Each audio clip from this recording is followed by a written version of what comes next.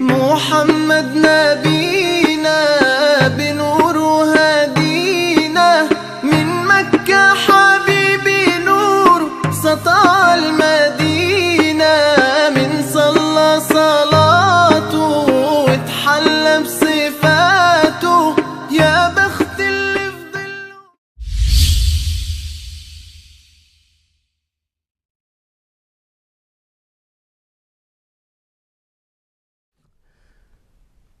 اعوذ باللہ من الشیطان الرجیم بسم اللہ الرحمن الرحیم۔ السلام علیکم ناظرین، میں ولی مصفی پروگرام طب اہل بیت علیہ السلام کے ساتھ آپ کی خدمت میں ایک مرتبہ پھر حاضر ہوں۔ ناظرین، ہمارے جو اس کے اوپر عقل اور ڈپریشن کو لے کر ہماری گفتگو کا سلسلہ مرحلے وار آگے بڑھ رہا ہے۔ فیملی پرابلمز کو جو ہے وہ مختلف جہتوں کے ساتھ ڈسکس کیا جا رہا ہے۔ آج ہم اس کو ڈسکس کریں گے جو گھر میں قوانین کے بارے میں جو معاملات ہیں اس کی وجہ سے، ان کو بگڑنے کی وجہ سے جو ڈپریشنز پیدا ہوتی ہے اس کی بات کریں گے۔ مگر ہمارا فارمیٹ یہ ہے کہ جب بھی ہم پروگرام شروع کرتے ہیں تو جو پورے ہفتے کے اندر ہمارے پاس پورے ویک میں جو ای میلز جمع ہوئی ہوتی ہیں، جو لوگوں کی پرابلمز ہوتی ہیں، ان کے طب اہل بیت علیہ السلام کے ذریعے سے اس کی روشنی میں علاج جو ہے وہ آپ کی خدمت میں پیش کی جاتے ہیں، اور اس کے بعد پھر ہم اپنے موضوع کی طرف بڑھتے ہیں۔ تو ہمارے ساتھ موجود ہیں علامہ سید جان علی شاہ کاظمی صاحب۔ آپ کو پروگرام میں خوش آمدید کہیں گے اور آپ کی خدمت میں سلام عرض کریں گے۔ علیکم السلام ورحمۃ اللہ وبرکاتہ۔ قبل اس کے کہ اپنے موضوع کے اوپر جائیں، جو پہلے سوالات ہمارے پاس جمع ہو گئے ہیں ان کے جو ہے وہ آپ سے جوابات چاہتے ہیں، اور ناظرین کی خدمت میں ایک گزارش بھی ہمیشہ کی طرح کریں گے، ان کی خدمت میں عرض کریں گے کہ جو بھی یہاں سے علاج طب اہل بیت علیہ السلام کے علم کی روشنی میں آپ کو پیش کی جائیں گے، آپ ان کو اپنے جی پیز کے ساتھ رابطے میں رہتے ہوئے اس کی ہدایات میں، اس کی روشنی میں ان کو جو ہے وہ بروئے کار لائیں گے۔ تو قبلہ پہلا ہمارے پاس جو سوال ہے، لوگوں نے سوال کیے مختلف جہتوں سے کہ فوٹوگرافی کا ایک کورس کرنا وہ چاہتے ہیں جس میں انسان 4 مہینے کے بعد جو ہے وہ 4 مہینے ہی میں بلکہ حفظ قرآن کے قابل ہو جاتا ہے، تو وہ پوچھنا چاہتے ہیں کہ وہ کہاں رجوع کریں؟ بسم اللہ الرحمن الرحیم۔ دیکھیے، فوٹوگرافک میموری کا جو کورس ہے یہ انڈر ایلیا یونیورسٹی ہم شروع کر رہے ہیں۔ اس کا مقصد ہے کہ ہمارے بچے جو ہیں وہ دنیا میں بہترین سپر کڈز بنے، بہترین بچے ہوں، اور علم کی فیلڈ میں جس نے کورس بنایا ہے اس کی تمنا خواہش یہ ہے کہ اگر یہ کوئی مومن کورس کر لے تو وہ آرام سے 10-12 پی ایچ ڈی کر سکتا ہے، نہ فقط ایک۔ 4 مہینے میں قرآن کر سکتا ہے، 4 مہینے میں بی اے کر سکتا ہے، 6 مہینے میں ماسٹر ایم اے، اور 1 سال میں جو ہے وہ پی ایچ ڈی کر سکتا ہے۔ اس کی ریڈنگ اسپیڈ بھی بہت زیادہ ہو جاتی ہے، کچھ 40 کے قریب ایکسرسائزز ہیں، اور وہ انسان جو ہے آرام سے 20 منٹ میں 300 پیج کی کتاب ختم کر سکتا ہے۔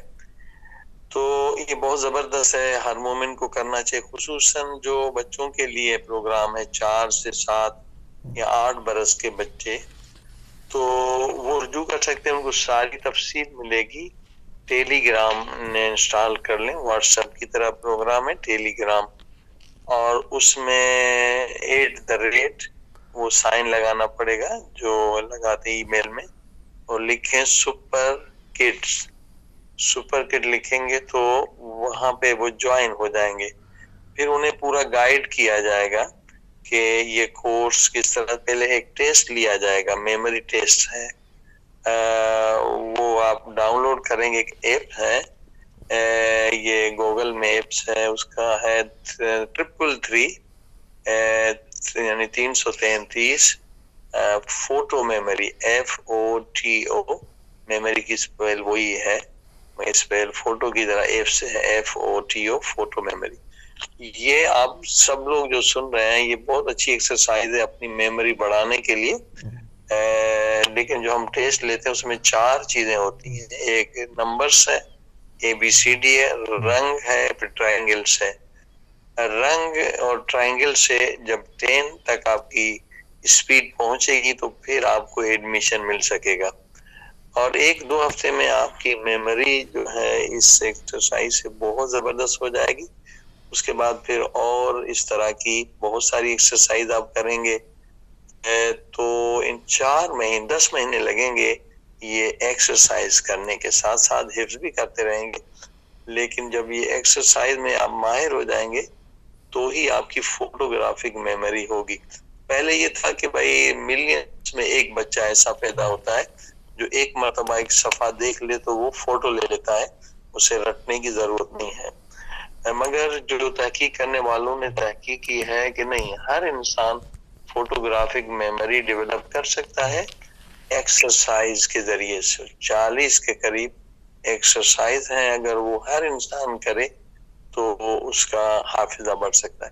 تو وہاں جا کے جوائن کر لیں تو آپ کو پوری تفصیل بتائی جائے گی, مگر پہلے یہ ٹیسٹ کرنا ضروری ہے. جی کیسا صحیح. اب آ جاتے ہیں اپنے طب کے کچھ موضوعات کے حوالے سے. سوالات ہمارے پاس جمع ہو گئے ہیں کہ کسی نے سوال کیا ہے کہ بال اگر جلدی سفید ہو رہے ہیں تو طب اہل بیت علیہ السلام میں اس کا کیا حل ہے, اس کس طرح سے روکا جا سکتا ہے, اس سے کس طرح سے بچا جا سکتا ہے؟ حضرت امام علی رضا علیہ السلام نے فرمایا ہے کہ دن میں اگر 2 حلیلہ سیاہ کھا لیں تو یہ بالوں کی تقویت کے لیے بھی ہے اور ان کا رنگ بھی جو ہے جلدی سفید نہیں ہوگا, کیونکہ بعض لوگ بیچاروں کے جوانی میں ہی بال سفید ہو جاتے ہیں تو یہ خود کمزوری کی علامت ہے. حلیلہ سیاہ جو ہے البتہ اسے پیسنا تھوڑا مشکل کام ہے, تو اس کو ایک مرتبہ پاؤڈر بنا لیں. حلیلہ سیاہ کا ایک فائدہ نہیں ہے صرف بال, اگر اس کو بلیلہ اور آملہ سے ملا لیں وہ حضرت نوح علیہ السلام کا نسخہ بن جاتا ہے, جس میں بعض لوگ کہتے ہیں کہ یہ اگر 3 چیزیں مل جائیں تو موت کے سوا ہر بیماری کا علاج ہے. صحیح. یہ 3 چیزیں بہت اہم ہیں. تو حلیلہ اور دوسری چیز ہے بلیلہ, تیسری چیز ہے آملہ. جیسے آملہ ہمارے پاکستان میں آملہ بالوں کے لیے استعمال ہوتا ہے, آملہ کا تیل, تو البتہ آملہ کے اور بھی فائدے ہیں.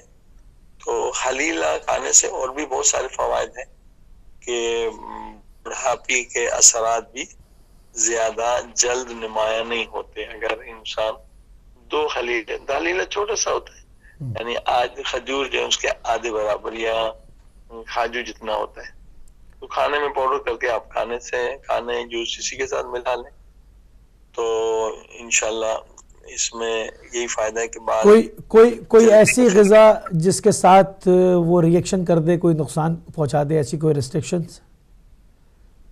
ریئیکشن جو ہوتا ہے نا کیمیکلز کا ہوتا ہے, یہ جڑی بوٹیاں ہو گئے, پتے ہو گئے, اس میں بہت کم ایسا کوئی مادہ ہوتا ہے جس میں ریئیکشن ہو. خصوصاً طب اہل بیت میں جو 150 انگریڈینٹس ہیں وہ سارے سیف ہے.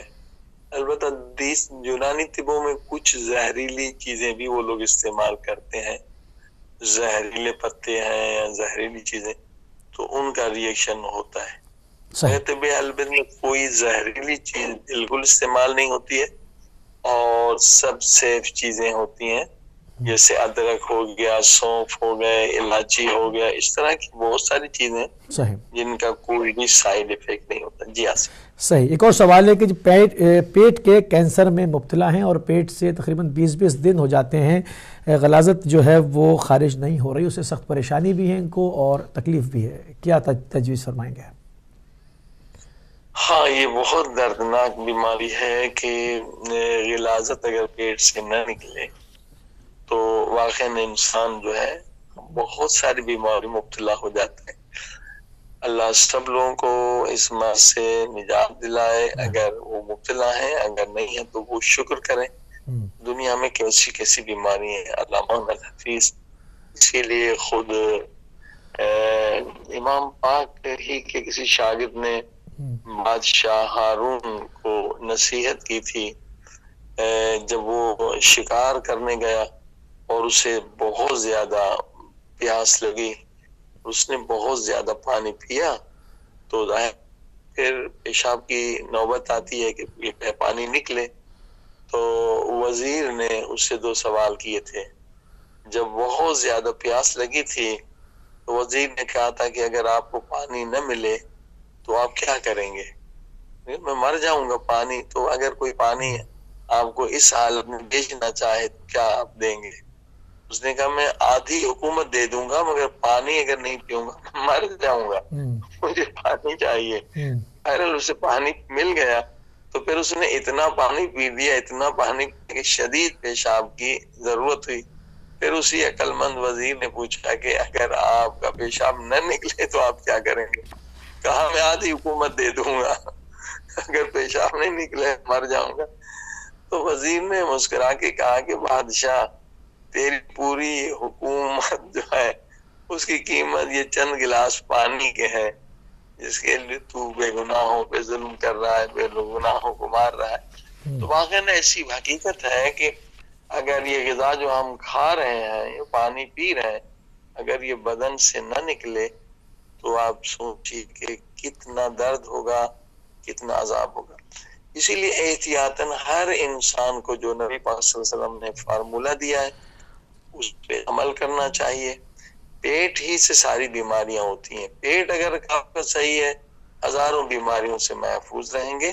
وہ ہے سنا کے پتے گھر میں رکھا کریں، اور سنا کے پتے کی چائے 3 دن میں ایک مرتبہ ضرور پئیں، تو پیٹ سے زہریلی تمام چیزیں نکل جائیں گی، اور اس مرض میں مبتلا آپ کبھی نہیں ہوں گے کہ 20 دن انسان کے پیٹ سے غلاظت نہ نکلے۔ استغفر اللہ، کتنی تکلیف ہوگی۔ صحیح۔ تو سنا کو آپ ضرور استعمال، بجائے یہ چائے جو ہم پیتے ہیں جس کو کوئی دنیا کا کیڑا نہیں کھاتا سوائے انسان کے۔ ہم کینیا میں گئے بھی تھے، پوچھا بھی تھا، یہ بات ثابت ہے کہ یہ چائے کے پتے کو دنیا کا کوئی کیڑا نہیں کھاتا سوائے انسان کے۔ تو اس کا تو نقصان ہے، اس سے تو کینسر ہوتا ہے اور ثابت بھی ہو چکا ہے۔ تو وہ سنا کی چائے پیا کریں، کبھی آپ کا پیٹ خراب نہیں ہوگا۔ تو ان کو بھی یہی تجویز ہے کہ وہ کیونکہ مریض ہیں وہ ہر روز بھی لے سکتے ہیں سنا کی چائے، تاکہ ان کے پیٹ سے غلاظت نکلے۔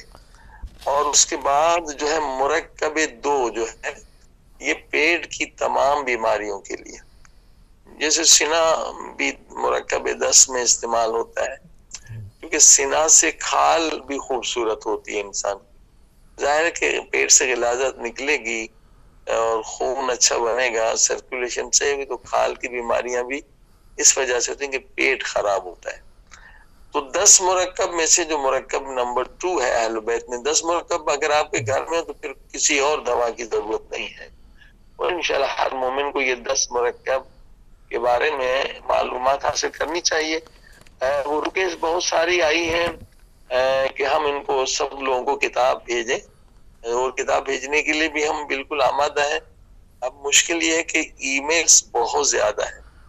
اگر سامعین میں سے، ناظرین میں سے کوئی ایسا سافٹ ویئر آپ جانتے ہیں کہ ہم ایک ہی مرتبہ 2-3 ہزار لوگوں کو ای میل چلے جائیں، ایسا کوئی سافٹ ویئر ہے تو پھر ہمیں ذرا ای میل کر دیں، ورنہ پھر اس کا حل ہم نے یہی سوچا ہے کہ ہم کسی جگہ پہ رکھ لیتے ہیں، پھر وہ آپ کو سائٹ بتائی جائے، آپ ڈاؤن لوڈ کر لیں۔ اتنے سارے لوگوں کو بھیجنا بہت مشکل ہو رہا ہے۔ صحیح۔ ہم بھی اب اکثر سفر میں رہتے ہیں، ابھی ہم پرتگال میں، کل پھر کہیں اور چلے جائیں گے، تو وہ اگر سننے والے کو سافٹ ویئر ایسا دے دیں، کوئی ایسا جس میں تقریباً 3,000 لوگوں کو بھیجنا پڑے گا، تو 3,000 لوگوں کو آرام سے وہ چیز چلی جائے گی، کتاب چلی جائے گی، یا جو دعا کے پروگرام میں لوگوں کی خواہش ہے کہ وہ صحیفہ پیارے پاک نبی صلی اللہ علیہ وسلم کا وہ بھیج دیں، تو اگر انشاءاللہ کوئی جانتا ہے تو ہمیں ای میل کر لیں، تو اس سافٹ ویئر کے ذریعے سے 3-4 ہزار لوگوں کو بھیج دیں گے۔ تو یہ 10 مرکب جو ہے ہر گھر میں ہونے چاہیے، تو آپ کو پھر کسی بھی دوائی کی ضرورت نہیں ہوگی۔ اور اس کتاب میں پوری ڈیٹیل ہے کہ کوئی بیماری ایسی نہیں ہے جس سے وہ آپ ان 10 مرکب کے ذریعے سے اس بیماری کو ختم نہ کریں۔ تو 2 مرکب جو ہے بہت اچھا ہے پیٹ کی ساری بیماریوں کے لیے، اسی لیے چہرے کو بھی خوبصورت بنا دیتا ہے 2 مرکب، کیونکہ پیٹ صحیح ہوتا ہے، غذا آپ صحیح کھاتے ہیں اور صحیح ہضم ہوتے تو کھال بھی خوبصورت ہوتی ہے. صحیح. تو پیٹ کے کینسر کے لیے خود کینسر کے لیے تو ہر انسان کو دوا طب اہل بیت میں صفا دی جاتی ہے, صفا بھی ان کو لینی پڑے گی, اور پروپولس 1000 mg کے 3 مرتبہ لینا ہوگا اور رائل جیلی کے ساتھ. تو انشاءاللہ اللہ پاک انہیں اس خطرناک بیماری سے نجات دے گا. جی.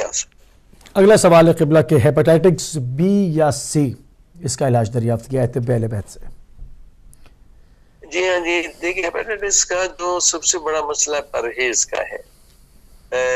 جن بھی مریضوں کو الحمدللہ شفا ملی ہے, جنہوں نے پرہیز زیادہ کی ہے, تیل وغیرہ تاکہ ہیوی چیزیں جو ہاضم نہیں ہوتی ہیں, کیونکہ ہر چیز جو ہے وہ ہر دوائی جگر سے گزر کے جاتی ہے, لہذا اس کا احتیاط یہی ہے کہ آپ فروٹس اور ویجیٹیبل پہ چلے جائیں, بلکہ 1 سال تک پرہیز کریں تاکہ یہ بیماری بالکل جڑ سے ختم ہو جائے.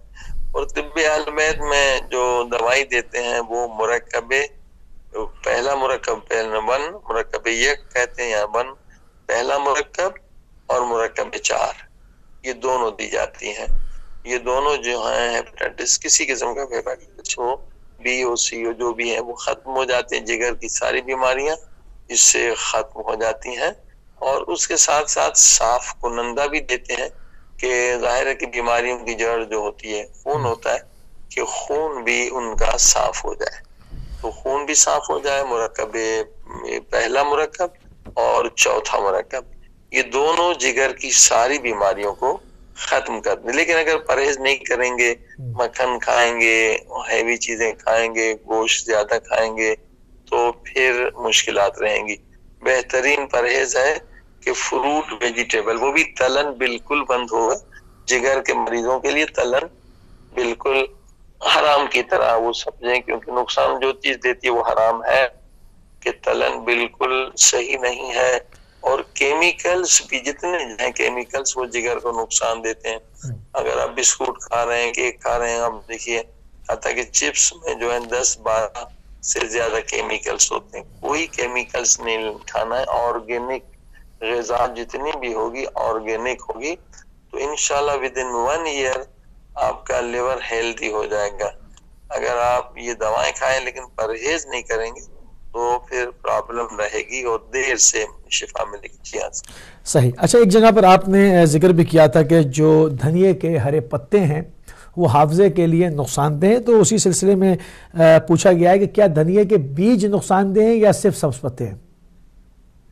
جی ہاں, جیسے مفات الجنان میں بھی جو حدیث ہے کہ اس میں یہ بتایا گیا ہے کہ جو سبز دھنیا ہے وہ حافظے کو نقصان دیتا ہے.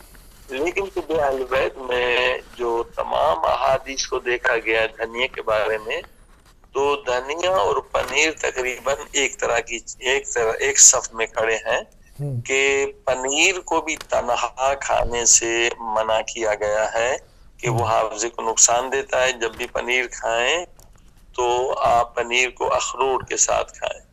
تو دھنیا بھی جو ہمارے ہاں ایک تو سالن کے اوپر ایک ہمارے ہاں غلط کسٹم ہے انڈیا پاکستان میں, کہ وہ سب خوبصورت بنانے کے لیے ہم اوپر ڈال دیتے ہیں. وہ یقیناً حافظے کو نقصان دیتا ہے. اس سے بڑھ کر جو خواتین کے لیے زیادہ نقصان دہ ہے کہ حمل تکلیف سے ہوگا. ممکن ہے کہ جو دھنیا جن گھروں میں, اچھا اس میں دونوں ہے, کیونکہ یہ حافظے کی روایت تو سبز دھنیا کے لیے ہے, مگر حمل میں تکلیف ہوگی. وہ دھنیا چاہے بیج ہو دھنیا کا یا خشک ہو, اس میں بھی حمل میں تکلیف ہوگی. حمل کے دوران بالکل دھنیا منع ہونا چاہیے, ورنہ خاتون بیچاری کو سیزرین آپریشن کا بھی خطرہ ہے. صحیح. تو البتہ طب اہل بیت میں کچھ چیزیں ہیں, 1-2 چیزیں ہیں جن کے ساتھ دھنیا کو ملا کر کھا سکتے ہیں. البتہ وہ بھی الگ ہربس ہیں, نہ کہ سب سالن میں.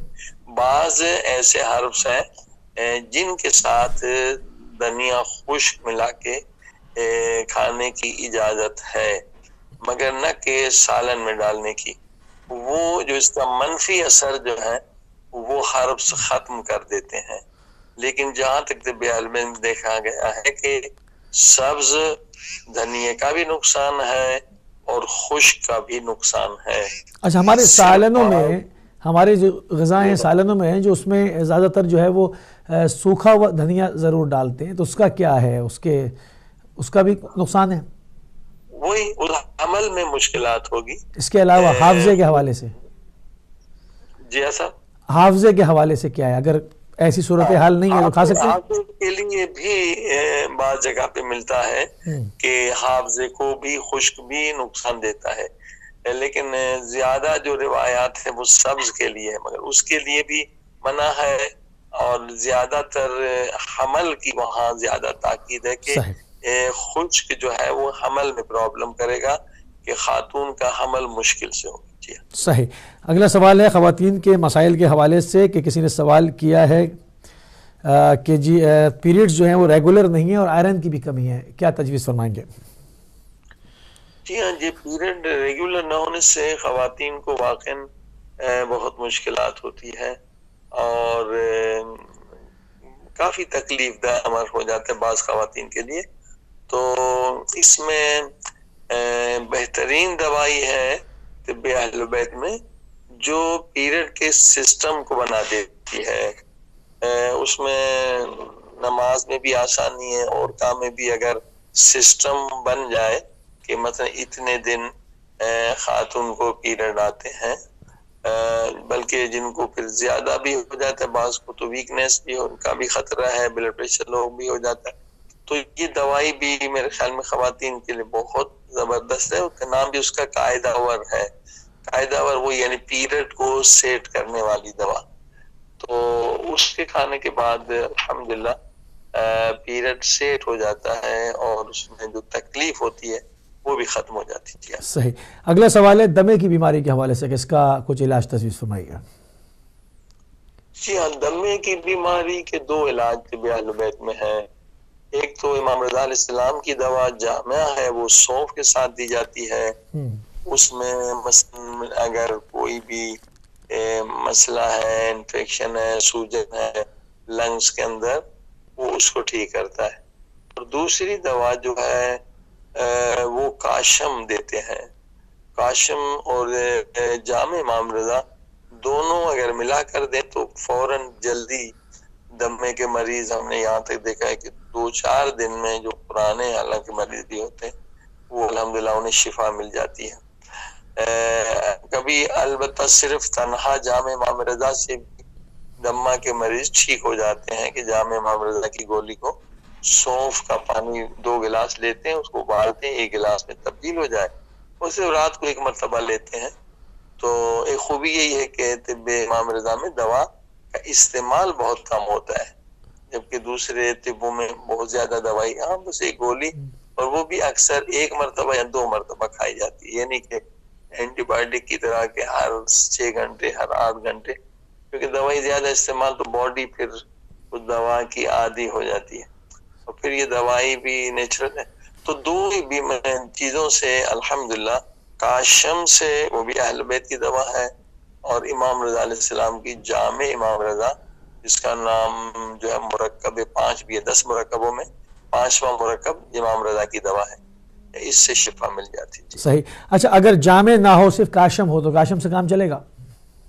ہاں، کبھی ایسا بھی ہوتا ہے کہ صرف کاشم سے کھانسی بھی رک جاتی ہے اور دمے کے مریض بھی شفا پا جاتے ہیں. ٹھیک ہے. کاشم بہت پاورفل ہے وہ بھی. ٹھیک ہے. وٹامن ڈی کی شکایت کی ہے، اس کے حوالے سے کچھ ارشاد فرمائیے.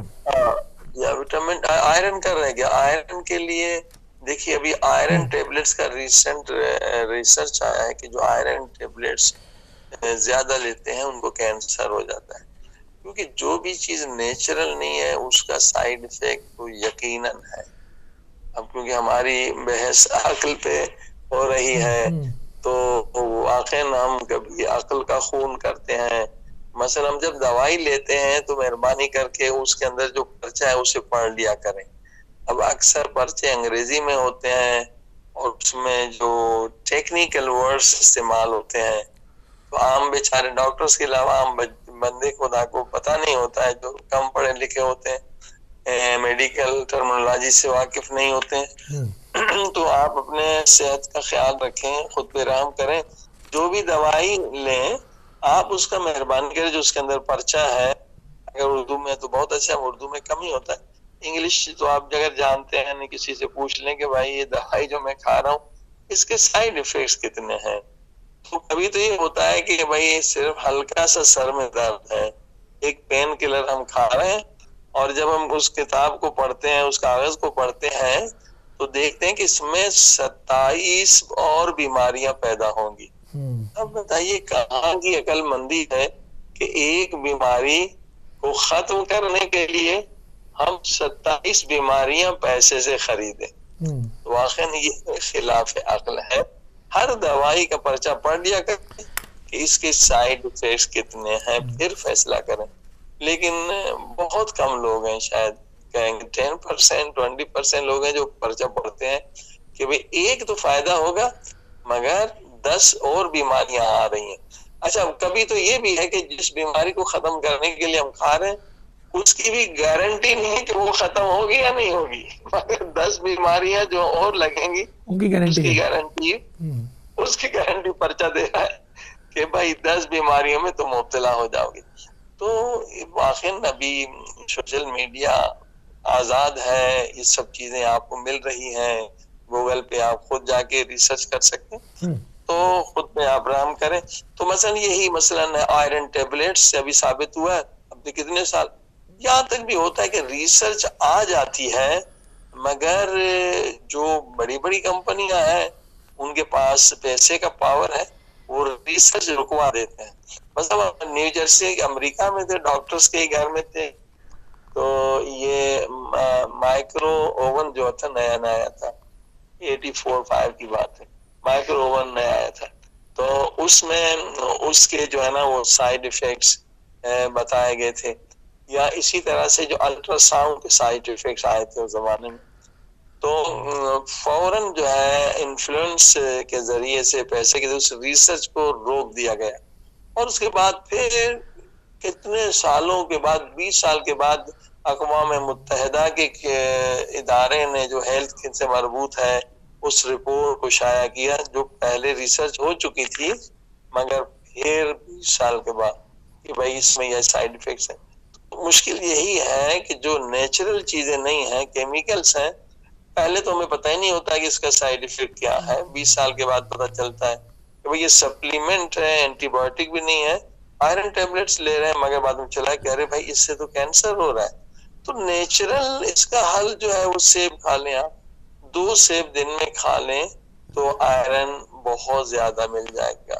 اور اسی طرح سے خون میں کوئی بھی کمی ہے تو اللہ پاک نے ہمیں عقل دی ہے، اور اسی لیے اللہ پاک نے ہر اس چیز کا رنگ لال خلق کیا ہے جو ہمارے بلڈ کے لیے اچھا ہے. چقندر آپ دیکھ، اس کا رنگ لال ہے، یہ خون کے لیے اچھا ہے. انار کا رنگ لال ہے، یہ خون کے لیے اچھا ہے.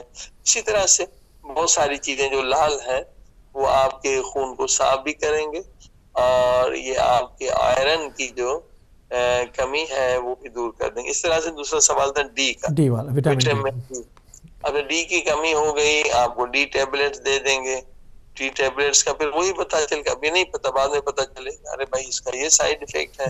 پھر کا ڈی اگر تنہا دیں گے تو ہم نے ای نہیں دی تھی تو اس لیے پرابلم ہو گئی. تو اس کا بہترین حل ہے کہ آپ 2-4 انجیر لے لیں جو مستحب بھی ہیں، اللہ نے قسم بھی کھائی ہے. انجیر کے اندر جو ہے وٹامن ڈی بھی ہے، صرف وٹامن ڈی نہیں ہے بلکہ 28 انگریڈنٹ ہیں، 28 چیزیں اس کے اندر ہیں، اور جو بھی آپ کی باڈی کی ضرورت ہے، اور انشاءاللہ وہ ساری چیزیں اس کے اندر موجود ہیں اور آپ کو فائدہ ملے گا. نیچرل چیزوں سے کوئی ضرورت نہیں ہے کہ آپ سپلیمنٹ لے لیں. انجیر 4-5 انجیر کھانے، اس طرح سے بہت ساری. جی صحیح. چہرے کے اوپر کالے نشانات ہو گئے ہیں، اس کا کیا کیا جائے؟ جی ہاں، اس میں 2 چیزیں ہیں، ایک کھانے کی ایک لگانے کی ہے. صاف کنندہ پہلے بھی بتایا تھا اور لوگوں نے استعمال بھی کیا اور انہوں نے ای میل بھی بھیجا کہ اس سے ہمارے چہرے میں بہت خوبصورتی آ گئی ہے. یہ دوائی خواتین میں بہت پاپولر ہے اور 2 ڈبیاں کھانے کے بعد چہرہ بالکل بدل جاتا ہے, اس میں رونق آ جاتی ہے. اور دوسری چیز جو ہے لگانے کی بھی ہے. تو یہ ایک صاحب ہے ایران میں, یہ بھی حکیم ہے اور ان کی حکمت جو ہے تمام بیماریوں کا علاج جو یہ صرف شہد سے کرتے ہیں اور کر سکتے ہیں. قرآن میں ہے کہ شفاء للناس ہے, پوری سورہ ہے. تو شہد میں بہت ساری چیزیں ہیں جن سے ہم غافل ہیں. یہ کریم بناتے ہیں رائل جیلی کے ذریعے سے اور وہ کئی لوگوں نے استعمال کیا ہے. تو جو کالے کالے داغ ہو جاتے ہیں کسی بیماری کی وجہ سے بھی چہرے پر, تو 2-3 ہفتے میں وہ لگانے سے کریم جو ہنی رائل جیلی کے ساتھ بناتے ہیں, حکیم صاحب قم میں ہوتے, ان کی ایک دکان بھی ہے. وہ ہر بیماری کا علاج, کیونکہ یہ لوگوں کو نہیں پتا کہ شہد کی 100 کے برابر قسمیں ہیں. اگر شہد کی مکھی نے جوس نکالا ہے کلونجی سے تو وہ شہد بہت مہنگی ہوتی ہے کیونکہ کلونجی 1000 بیماریوں کا علاج ہے. اگر شہد کی مکھی نے جوس نکالا ہے زیتون سے تو وہ الگ بیماریوں کا علاج ہے. تو بالکل یہ ریسرچ ہے اور صحیح ریسرچ ہے کہ آپ شہد کے ذریعے سے 80% بیماریوں کا علاج کر سکتے ہیں. صحیح. مگر وہ شہد الگ ہوگی, الگ پھولوں سے ہوگی, ایک شہد نہیں ہوگی. شہد کی بھی 100 سے زیادہ قسمیں ہیں. تو واقعی بالکل اس کا کوئی اس پہ کام ہونا چاہیے. اس کا کوئی سائیڈ افیکٹ نہیں ہے, نیچرل چیزیں ہیں. اب میں نے تو انگلینڈ میں نہیں دیکھا کہیں کسی بڑی جتنی شاپس ہیں ازدا وغیرہ کہ آپ کو 100 برانڈ کے الگ الگ پھولوں کی شہد ملے. مگر ایران میں یہ بہت کام ہوا ہے کہ آپ کو ڈھونڈنے سے کئی قسموں کی 100 کے لگ بھگ مختلف پھولوں کی شہد مل جائے گی اور اس کے الگ فوائد ہیں اور الگ بیماریاں ختم. یہ خود ایک بہترین چیپٹر ہے کہ جس پہ لوگ انویسٹ کریں اور انسانیت کی خدمت کریں اور اپنا فائدہ بھی لیں, بزنس بھی کریں. کوئی سائیڈ افیکٹ نہیں ہے. شہد ہے, یہ کلونجی کا شہد ہے, یہ سنا کے پتوں کا شہد ہے, یہ جناب گنے کا شہد ہے, یہ گلاب کے پھول کا شہد ہے. بہترین خدمت ہے اور بہترین بزنس ہے, بہت اچھا بزنس. یہاں ہمارے دوست نے جرمنی میں اس نے یہ یہاں تو بہت اچھا سسٹم ہے. ہمارے پاکستان انڈیا والوں کو یہ امپورٹ کرنا چاہیے. جو ہمارے اکثر ای میلس آ رہے ہیں کہ ہمیں رائل جیلی نہیں مل رہی ہے, پاکستان میں پروپولس نہیں مل رہا ہے. ایک جرمن ہمارے دوست کے دوست ہیں, یہاں ایک مشین ملتی ہے, ہر چیز خود بخود شہد کے مکھیاں کو گھر بنا کے دیتے ہیں, وہیں آتی ہیں اور وہ ہر چیز خود بخود الگ ہو جاتی ہے. پروپولس الگ ہو جاتا ہے, رائل جیلی الگ ہو جاتا ہے, شہد الگ, پولن الگ. اور وہ صاحب جو ہے اس نے پتا نہیں کوئی 100 کہا تو میں نے ڈبے خریدے اور اس کی انکم جو ہے سال میں کہہ رہے 75,000 یورو وہ کماتا ہے. شہد کا بہت بڑا بزنس ہے اور خدمت بھی ہے. جی ہاں صحیح. آخری ایک سوال ہے اور اس کے بعد ہم بریک پہ جائیں گے کہ پیٹ خراب رہتا ہے, پیٹ میں کیڑے ہیں, کیا کیا جائے؟ جی ہاں, پیٹ کے کیڑوں کے لیے خود جو ہے کلونجی کو کھایا بھی جائے یا ابال کے پیا بھی جائے تو اس سے پیٹ کے کیڑے بھی مرتے ہیں. البتہ پیٹ کے کیڑوں کی بہت قسمیں ہیں. اور دوسرا یہ جو سرکہ اسی لیے مستحب ہے. کون سا سرکہ؟ پانی میں ایپل سرکہ سب سے اچھا ہے. اور یہاں بھی سرکوں کی بھی بہت قسمیں ہیں. مختلف سرکے پھر مختلف بیماریوں کو ختم کرتے ہیں. یعنی کیونکہ طب اہل بیت میں تو سارے سرکوں کی تعریف ہے مگر ایپل کی زیادہ ہے کہ یہ دل کے لیے بہت اچھا ہے. صحیح. 2 چمچے مگر دوپہر میں لینا, رات کو نہیں لے ورنہ ایسیڈیٹی ہو جائے گی. رات کو سرکہ منع ہے, یا تو آپ ناشتے میں لیں یا رات کو لیں تو انشاءاللہ اس سے بہت فائدہ ہوتا ہے. سرکے کھانے سے یہ پیٹ کے کیڑے بھی ختم ہو جاتے ہیں. صحیح. اچھا، ایک سوال ہے کہ اپنے شہر میں ہم طب اہل بیت علیہ السلام کے دواؤں کی ایجنسی لینا چاہتے ہیں، تو اس کی کیا شرائط ہیں اور کن سے رابطہ کرنا پڑے گا؟ جی ہاں، انشاءاللہ وہ اسی ای میل پہ اپنے کانٹیکٹ دے دیں تو ان کو شرائط بتائیں گے کہ جو کمپنی انگلینڈ میں طب اہل بیت کی رجسٹر ہے اس کے طرف سے ان کو ایگریمنٹ ہوگا اور اس کے طریقے سے ان کو لائسنس دیا جائے گا، مگر اس میں جو شرائط ہوں گے اس میں یہی مین شرائط ہیں کہ قیمت کو مناسب انہیں رکھنا ہوگا تاکہ غریب لوگ بھی فائدہ لے سکیں۔ جی ہاں صحیح، تو یہ آج کے سوالات تھے ناظرین جو کہ پورے ہو گئے اور ان کے جو ہے وہ تسلی بخش جوابات آپ کی خدمت میں ارسال کر دیے گئے، اور جو ای میل ایڈریس ہماری اسکرین کے اوپر آ رہا ہے school51214@gmail.com، اس کے اوپر آپ پورے ہفتے جو ای میلز کرتے ہیں اس کے سوالوں کو ہم جو ہے وہ جمع کر کے، اور کیونکہ بہت ملتے جلتے سوال ہوتے ہیں تو ہم کوشش کرتے ہیں کہ ان کو ملا کے آپ کی خدمت میں زیادہ سے زیادہ سوالوں کے جوابات ارسال کر دی جائیں، اور اس کے بعد آج بھی جو ہے یہ ای میل ایڈریس تھرو آؤٹ پورے پروگرام میں چلے گا، یہی ہمارا فارمیٹ ہے، اور جن لوگوں کو سوالات کرنے ہیں، جو کچھ پرابلمز ہیں، وہ اس ای میل ایڈریس کے اوپر اپنے سوالات لکھ کر بھیجیں۔ اگر اس ایپیسوڈ میں یا ہم جس میں نہیں کہہ پائیں سارے سوالات، تو اس کو سلسلے وار انشاءاللہ آپ کا جو ہے وہ جواب ضرور آپ کی خدمت میں جو ہے وہ ارسال کیا جائے گا۔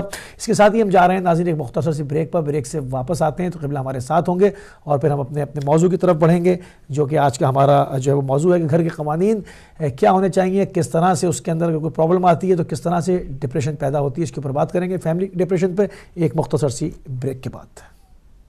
محمد نبينا بنور هدينا من مكة حبيبي نور سطع المدينة من صلى صلاته واتحلى بصفاته يا بخت اللي فضل۔ جی ناظرین، ایک مختصر سی بریک کے بعد دوبارہ آپ کی خدمت میں حاضر ہے ہمارا پروگرام طب اہل بیت، اور پچھلے بریک پر جانے سے پہلے جو ہے وہ سوالات کے جوابات آپ کی خدمت میں ارسال کیے جا رہے تھے، جو پورے ہفتے میں ہمارے پاس ای میلز جمع ہوتی ہیں، اور اس کے بعد ہم بڑھیں گے اپنے موضوع کی طرف۔ ہمارا موضوع جو عقل اور ڈپریشن کو لے کے فیملی پرابلمز کو مختلف جہتوں کے ساتھ ڈسکس کیا جا رہا ہے، اس کو جو ہے وہ اس کے اوپر گفتگو کی جا رہی ہے، اس میں ہم آج بات کریں گے گھر کے قوانین کے اوپر، کیونکہ ناظرین اگر آپ دیکھتے ہیں کہ کسی ملک کے اندر قوانین نہ ہو، کسی آفس کے اندر قوانین نہ ہو، تو ہر جو مرج کی کیفیت سامنے آتی، تو یہ کیسے ہو سکتا ہے کہ گھر چلے اور بغیر قوانین کے، اور اس کے اندر جو ہے وہ کوئی ڈسٹربنس سامنے نہ آئے، ڈپریشن پیدا نہ ہو، یہ ممکن ہی نہیں ہے۔ تو وہ کیا قوانین ہیں، ان کو جانیں گے۔ ہمارے ساتھ موجود ہیں علامہ سید جان علی شاہ کاظمی صاحب، آپ کو پروگرام میں خوش آمدید کہیں گے، اور آپ کی خدمت میں مرتبہ پھر سلام عرض کریں گے۔ السلام علیکم ورحمۃ اللہ۔ جی ہاں صاحب، جیسے کہ ماشاءاللہ کافی چیزیں جو قرآن و اہل بیت سے ہم نے سیکھی ہیں کہ جس سے ہماری عقل طاقتور ہو جائے، اور عقل کی اہمیت بھی بار بار بتائی گئی کہ اگر عقل نہیں ہے تو دین بھی نہیں ہے، حدیث میں اگر عقل نہیں ہے تو ایمان بھی نہیں ہے، اور اگر عقل نہیں ہے تو عبادت کی بھی کوئی ویلیو نہیں ہے، اور بے عقلی سب سے بدترین بیماری حدیث بتلا رہی ہے، دنیا آخرت کو تباہ کرنے والی چیز ہے۔ تو واقعاً یہ قوانین بھی جو بنیں گے تو یہ بھی وہی لوگ بنا سکتے ہیں جن کی عقل کامل ہو، اور عقل کامل جو ہے وہ پیارے پاک نبی صلی اللہ علیہ وسلم کی ہے کہ اللہ نے جب بھی کسی کو نبی بنا کر بھیجا تو ان کی عقل کامل بنا کر بھیجا، کامل عقل دے کر، اور اسی طرح سے ائمہ معصومین جو ہیں ان کی عقل کامل ہے۔ آج ایک سوال جو نبی پاک صلی اللہ علیہ وسلم سے کسی نے کیا کہ آپ یہ بتائیے کہ عقل کیا ہے، یعنی عقل کی تعریف بہت آسان، جو سادہ ہے، بہت ہی بچے بھی سمجھ سکتے ہیں۔ تو نبی پاک صلی اللہ علیہ وسلم نے فرمایا عقل جو لفظ استعمال بھی ہوتا ہے کہ باندھنے کو کہتے ہیں، کہ اگر کوئی سرکش ہو، مثلا جیسے اونٹ جو ہے، عرب اس کو استعمال کرتے تھے کہ اونٹ اگر مست ہو جائے، سرکش ہو جائے، تو اس کو باندھنے کے لیے لفظ استعمال ہوتا تھا۔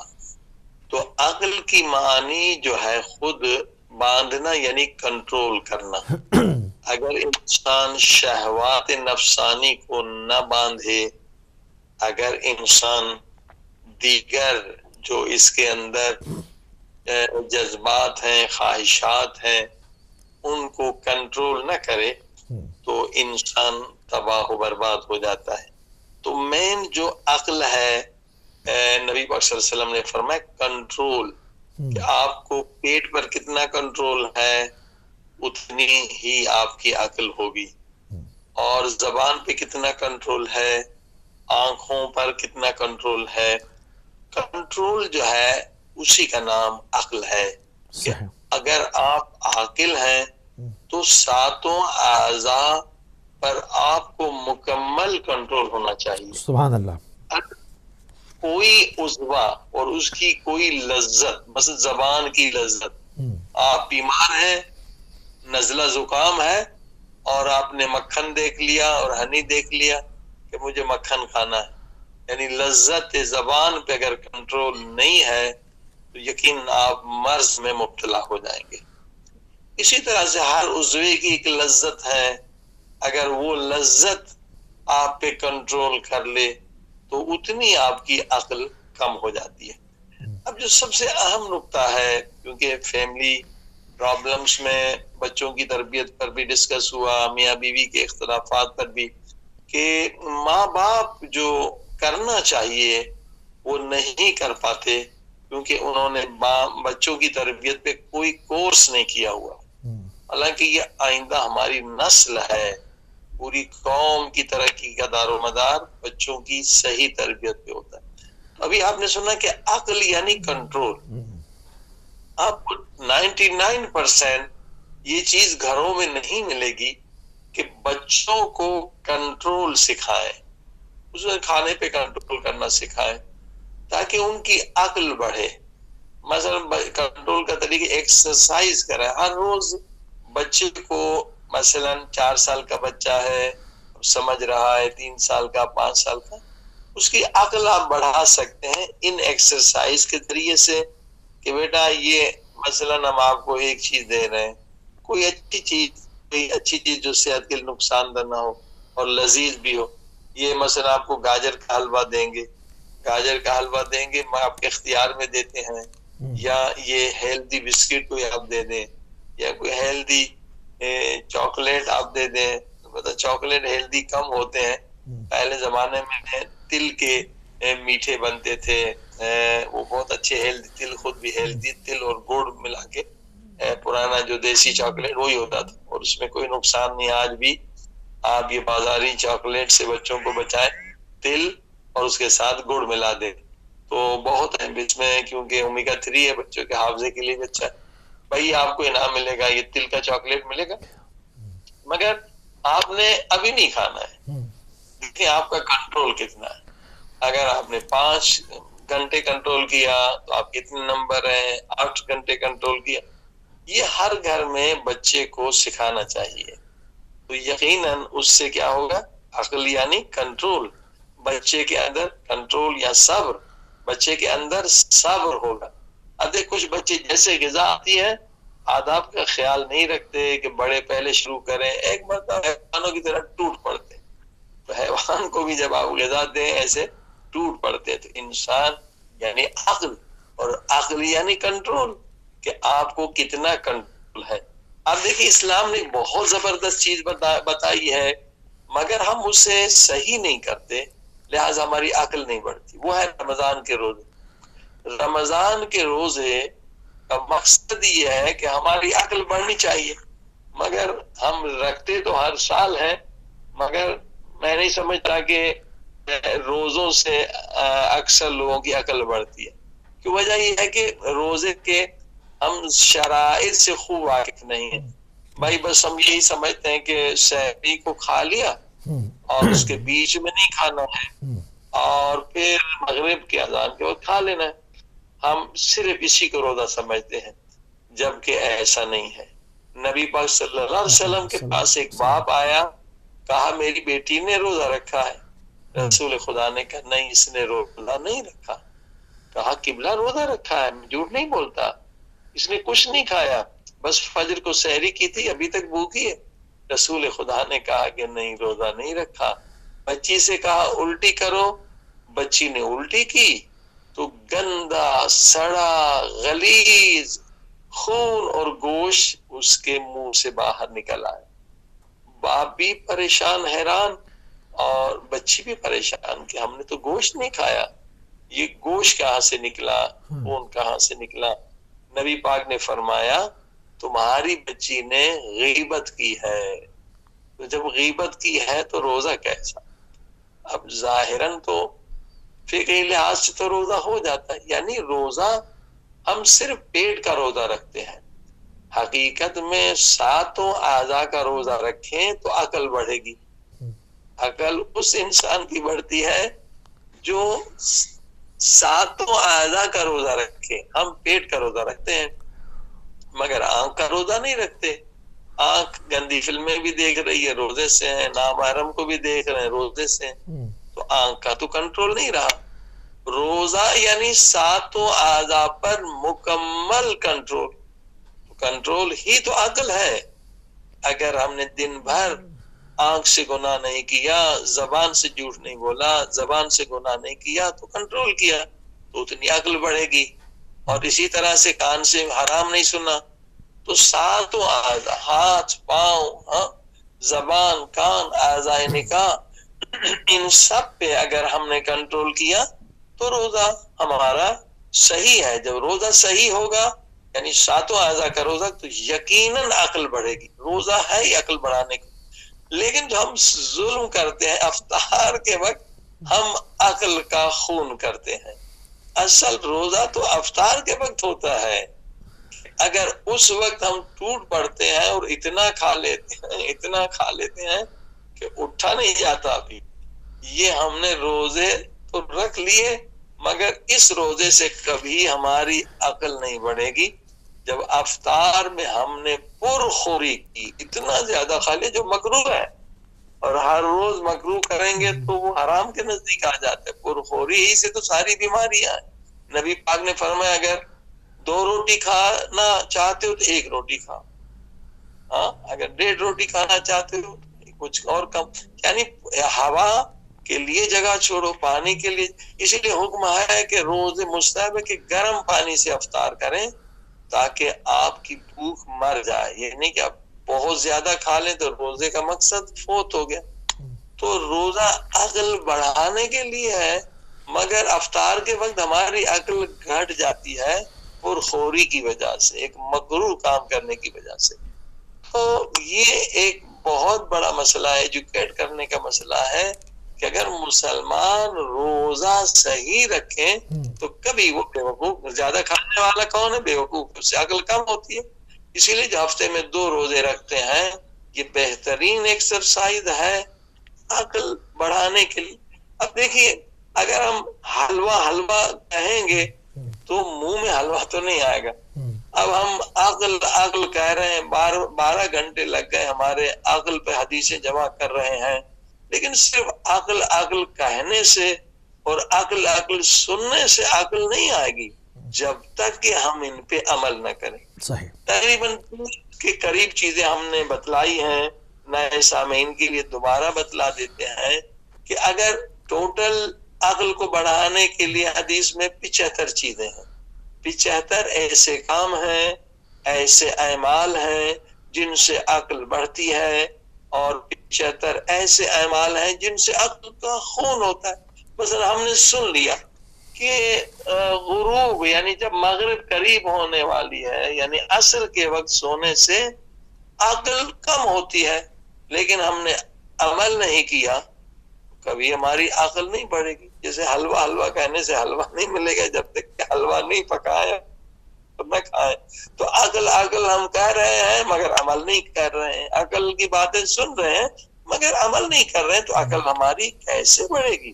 لہٰذا آپ نے سنا کہ حدیث میں ہے کہ حب دنیا، پیسے کی محبت، فانی چیزوں کی محبت ہے تو عقل کم ہوتی ہے۔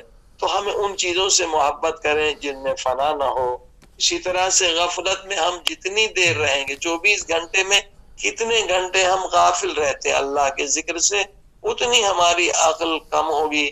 24 گھنٹے میں جس ذکر میں بھی مشغول رہیں، لیکن 99 اللہ کے نام ہیں، 4 اللہ کے نام کوئی بھی ملا کے ذکر کریں تو اس قدر نور ملے گا، اس قدر عقل ملے گی، اس قدر طاقت ملے گی، اس قدر روحانیت ملے گی کہ آپ خود بھی حیران ہو جائیں گے کہ کتنا مجھے فائدہ ملا۔ اب آپ خاموش رہیں گے۔ زبان اللہ نے حیوانوں کو نہیں دی ہے، کیونکہ حیوانوں کی عقل نہیں ہے۔ اللہ نے زبان انسانوں کو دی ہے، اس زبان سے ذکر کریں تاکہ ان کی عقل بڑھے۔ تو جس قدر بھی ذکر کریں گے اس قدر عقل بڑھے گی۔ اسی طرح سے نصیحت جس قدر زیادہ سنیں گے اس قدر آپ کی عقل بڑھے گی۔ دیکھیے ایک بہت ہی شیرین، بہت ہی زبردست بحث ہے انسان کی تربیت کے لیے کہ آج جو پرابلم ہے یہ سولو کے لیے بہترین اس کا سالوشن ہے کہ ہر انسان جیسے تقلید کرتا ہے فقہ میں مجتہد کی، فقہ اور اصول میں ہم مجتہد کی تقلید کرتے ہیں، کیونکہ فقہ اتنا زیادہ ہے، لاکھوں مسائل ہیں، ہمارے پاس ٹائم نہیں ہم ریسرچ کریں، ہم ایک مجتہد کی تقلید کرتے ہیں۔ اس نے کہا کہ وضو اس طرح سے کرنا چاہیے، ظاہر اس نے 40-50 سال لگائے، بہت اچھی چیز۔ جس طرح ہم جب گھر بناتے ہیں انجینئر کی تقلید کرتے ہیں۔ آج ضرورت اس کی ہے کہ مسائل اخلاقی جو ہے وہ بہت زیادہ ہے، ملینز میں ہے، جو ہمارا اٹھنا ہے، بیٹھنا ہے، بات کرنا ہے، بیوی شوہر سے کیا گفتگو کرے، شوہر بیوی سے، بچوں کی تربیت، یہ سارے مسائل علم اخلاق کے ہیں۔ لازمی ہے کہ علم اخلاق میں بھی ہم کسی مجتہد کی تقلید کریں جو علم اخلاق میں مجتہد، علم اخلاق میں اسپیشلسٹ ہو۔ مثلا جس کی آپ تقلید کرتے ہیں سیستانی کی، خامنہ کی، تو لازمی نہیں کہ آپ ان سے ڈائریکٹ رابطہ رکھیں، مگر علم اخلاق میں آپ اگر کسی کی تقلید کرتے ہیں، میاں بیوی میں کوئی پرابلم ہو گیا تو ایسا مجتہد ہونا چاہیے علم اخلاق میں جس سے ڈائریکٹ آپ رابطہ کرنا آسان ہو کہ آپ فوراً اسے کال کر کے مسئلہ پوچھ لیں۔ تو بجائے اس کے کہ آپ ڈپریشن میں چلے جائیں، ٹینشن میں چلے جائیں، جھگڑے اور آخر طلاق کی نوبت پہنچے، فوراً جو مجتہد ہوگا علم اخلاق میں وہ آپ کو سالوشن بتا دے گا، قرآن حدیث سے آپ کا مسئلہ حل ہو جائے گا۔ یہ لازم، خود امام خمینی جو امام خمینی بنے تھے، علم اخلاق میں ان کے 2 استاد تھے، 2 مجتہدوں سے وہ فیض لیتے تھے تو اتنے عظیم انسان بنے۔ یا ایران میں اب حتیٰ کہ مولوی بھی بہت سارے پریزیڈنٹ بنے ہیں، مگر پبلک جو پسند کرتی ہے وہ رجائی کو کہتی، شہید رجائی جیسا پریزیڈنٹ نہیں بنا۔ وجہ کیا تھی کہ وہ آدھے گھنٹے کام کرنے سے پہلے انہوں نے ایک مجتہد سے فیض لینا تھا، ایک مجتہد جو علم اخلاق میں ہو کہ میں جا رہا ہوں حکومت کرنے، پریزیڈنٹ ہوں، کہیں غلطی نہ کروں، کسی پہ نہ کروں، تو آدھے گھنٹے وہ درس سنتا تھا علم اخلاق کا۔ تو علم اخلاق میں بھی ہمیں استاد کی ضرورت ہے، اور استاد صرف کتاب کافی نہیں ہے، فقہ میں کتاب کافی ہے، وہاں ڈائریکٹ ان سے آپ کا رابطہ ہو کہ آج میری بیوی نے یہ کہا مجھے غصہ آ گیا، یا بیوی کے مجھے شوہر نے یہ کہا یہ پرابلم، یا بچوں نے۔ تو جب تک کہ استاد ہمارے پاس نہیں ہوگا، 1-2 مسئلے نہیں ہیں، اس میں بھی ملین مسئلے ہیں، اور اس میں فوراً حل کی ضرورت ہے تاکہ ڈپریشن نہ ہو، جھگڑا نہ ہو، فتنہ نہ ہو۔ جی جی ہاں سر۔ تو قبلہ وہ قوانین کس طرح سے بنائے جائیں، ان کے کیا اصول ہیں، کیا سمجھتے ہیں جو گھر کے قوانین؟ بہت ہی شیرین اور بہت اہم بحث ہے جس کی طرف ہزاروں لاکھوں لوگ متوجہ نہیں ہیں۔ دیکھیے گھر میں جھگڑے ہوتے کیوں ہیں، میاں بیوی میں جھگڑے کیوں ہوتے ہیں، جوائنٹ فیملی میں جھگڑے کیوں ہوتے ہیں، کہ ہم تو پوری دنیا گئے ہیں، پوری دنیا جا رہے ہیں مولا حسین کے صدقے میں، مجلسوں کے سلسلے میں، سیمینار کے سلسلے میں، ہم نے نہیں دیکھا کسی گھر میں کہ اس گھر والے پڑھے لکھے بھی ہوتے ہیں، پروفیسر عالم بھی ہوتے ہیں، مگر قوانین انہوں نے مرتب نہیں کیے۔ اب آپ دیکھیں کسی ملک میں اگر قوانین نہ ہو کہ بھئی اگر چور چوری کرے اس کو کیا سزا ہے، اگر کوئی کسی کا حق غصب کرے اس کی کیا سزا، تو وہ کہتے ہیں جنگل کا قانون۔ جنگل کے قانون میں کبھی نظم نہیں رہے گا، کبھی ترقی نہیں ہوگی، فتنے ہوں گے، فساد ہوں گے۔ تو اکثر جو گھروں میں جھگڑے ہوتے ہیں اس لیے کہ قوانین نہیں ہوتے۔ اب قوانین اگر آ جائے، مثلا جوائنٹ فیملی ہے، اب پہلے حقوق کا پتہ چلے کہ بھئی ساس سسر کے کیا حقوق ہیں، بہو کے کیا حقوق ہیں، بیٹی بھی گھر میں رہی ہے اس کے کیا حقوق ہیں، بیٹا بھی گھر میں ہے، دیور بھی گھر میں ہے، اس کے کیا حقوق ہیں، حقوق معین ہو جائے، پھر اس کے بعد ڈیوٹیز بھی معین ہو جائے کہ بہو کی کیا ڈیوٹی ہے، بیٹی بھی گھر میں ہے اس کی کیا ڈیوٹی ہے۔ اب جب قوانین مرتب ہو جائیں گے، اور یہ مرتب کون کریں گے؟ کون؟ جو اس کے مجتہد ہوں گے، جو اس فن میں ماہر ہوں گے۔ کہاں سے کریں گے؟ اپنی جیب سے کوئی مسئلہ نہیں نکال سکتے، قرآن و حدیث۔ اگر کسی نے قانون، میں نے آپ کو قانون بتایا تو آپ کو حق ہے کہ آپ پوچھیں کہ کس حدیث سے آپ نے یہ قانون اخذ کیا ہے، کس قرآن کی آیت سے قانون اخذ کیا ہے، تاکہ لوگ مطمئن رہیں کہ میرا حق مارا نہیں جا رہا۔ اگر ہم یہ قوانین بنائیں اور اس میں پابند رہیں، یہ نہیں کہ اب بچہ ہے اس نے شرارت کی، آپ نے کہا، اور قوانین کی سزا بھی اسلامی ہونی چاہیے، سزا بھی اخلاقی ہونی چاہیے۔ بچے نے مثلا چھوٹے بڑے بھائی نے چھوٹے بچے پہ ظلم کیا، اس کا غصب کیا یا اس کو مارا، اب اس کی سزا بھی اس کو کیا دینی ہے؟ بھائی 2 رکعت نماز توبہ پڑھ لو اور آج آپ کو یہ گفٹ نہیں ملے گا۔ اگر اس نے اچھا کام کیا تو اس کے بدلے میں اسے آپ نے گفٹ دیا، تحفہ دیا۔ یعنی جو اسلام کی فلسفی ہے نفع اور نقصان، یہ انسان کی فطرت میں ہے۔ ہاں ماں سے غلطی ہوگی، اسلام یہ کہتا ہے اگر ماں غصے میں آ جائے اور اس نے بچے کو تھپڑ مار دیا، قرآن نے حدیث نے معین کیا جرمانہ، اسے دیے دینا پڑے گا۔ دیا یہ اسلام فقہ کا مسئلہ ہے، بہت سارے لوگ جانتے نہیں ہیں۔ اب تھپڑ مار لیا، انسان خطا ہو گئی، بچے کو جرمانہ دینا پڑے گا۔ اب وہ بچے کو کتنا زور سے مارا، زیادہ مارا تو دیا جرمانہ زیادہ ہو گیا۔ تو قوانین آ گئے، اگر باپ نے بھی غلطی کی ہے تو اس کو بھی دیا دینا پڑے گا، اگر بچے پہ ظلم کیا ہے اس کو جرمانہ دینا پڑے گا۔ اسی طرح سے قوانین مرتب ہو جائیں اور وہ اسلامی قوانین اور ہر ایک کو پتہ ہوگا، تو یقیناً نوبت نہیں آئے گی کہ فتنہ ہو، نوبت نہیں آئے گی کہ بچہ بگڑ جائے گا، نوبت نہیں آئے گی میاں بیوی جو ہے وہ نعوذ باللہ کافروں کے کورٹوں میں چلے جائیں، فاسقوں کے کورٹوں میں چلے جائیں۔ ہمارے پاس قرآن و اہل بیت موجود ہے تو ہمیں دوسروں کے در پہ جانے کی ضرورت نہیں ہے۔ لیکن افسوس یہ قوانین نہیں بنائے گئے، اور الحمدللہ یہ پوری دنیا سن رہی ہے، یہ قوانین آرام سے بن سکتے ہیں، شفاف طریقے سے بن سکتے ہیں۔ پھر جس طرح سے آپ گھر میں کیلنڈر لگاتے ہیں، یہ قوانین اسی طرح سے وہاں آویزان کر دیے جائیں، ہر ایک کو تذکر بھی دلایا جائے۔ بلکہ یہ مستحبات میں ہے کہ سونے سے پہلے گھر کے افراد مل بیٹھیں اور ایک دوسرے کو امر بالمعروف کریں کہ بھی آج میں باپ ہوں، میں بہت بچوں سے پوچھ سکتا ہوں، بیٹے آج میں نے کوئی آپ کو تکلیف تو نہیں دی، میں نے کوئی آپ کا حق تو ضائع نہیں کیا۔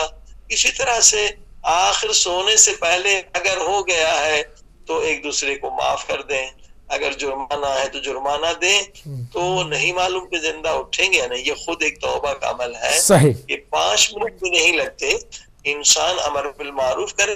اس سے کیا ہوگا کہ خاندان جو ہے ترقی کرے گا، خاندان کے اندر برکات زیادہ نازل ہوں گی، خدا کی رحمتیں زیادہ نازل ہوگی۔ جس گھر میں جھگڑے ہوں، فتنے ہوں، فساد ہوں تو برکتیں اڑ جاتی ہیں اور بیماریوں کا حملہ ہو جاتا ہے۔ جی ہاں صحیح، جزاک اللہ قبلہ۔ گفتگو یقیناً دل تو چاہ رہا تھا کہ بھی آپ کو سنتے رہیں، اور بہت سارے اس سے جڑے ہوئے اور موضوعات ہیں، بہت ساری اس کی اور برانچز ہیں، بہت شاخیں وہ نکلتی ہیں، تاکہ اور جو لوگ اس پریشانی میں مبتلا ہیں، فیملی ڈپریشنز ہیں، جھگڑے فساد ہیں، ان کو زیادہ سے زیادہ ختم کیا جائے، ثواب بھی ہے، کار خیر بھی ہے۔ بہرحال آپ کے ساتھ گفتگو کا سلسلہ جو ہے وہ آئندہ آنے والے پروگرامز میں جو ہے وہ جاری و ساری رہے گا انشاءاللہ۔ اس موضوع کو لے کر ابھی اور مختلف جہتوں کے ساتھ اس کے اوپر بات ہونی ہے۔ ابھی فی الحال ہمارے پروگرام کا ٹائم یہاں پہ ختم ہوتا ہے۔ ہم آپ کا بہت شکریہ ادا کریں گے، بہت شکر گزار ہیں، بہت مشکور ہیں، بہت ممنون ہیں کہ آپ نے اپنا قیمتی ٹائم ہدایت ٹی وی کو ایک مرتبہ پھیر دیا۔ جزاک اللہ، بہت شکریہ۔ خدا حافظ، ناصر، فی امان اللہ۔ جی ناظرین، ہمارا پروگرام کا ٹائم یہاں پہ ختم ہو گیا۔ انشاءاللہ آپ سے جو ہے وہ ملاقات ہوگی کل یو کے ٹائم 5:30 بجے سے۔ جب تک اجازت دیجیے، السلام علیکم ورحمۃ اللہ وبرکاتہ۔ محمد نبینا بنور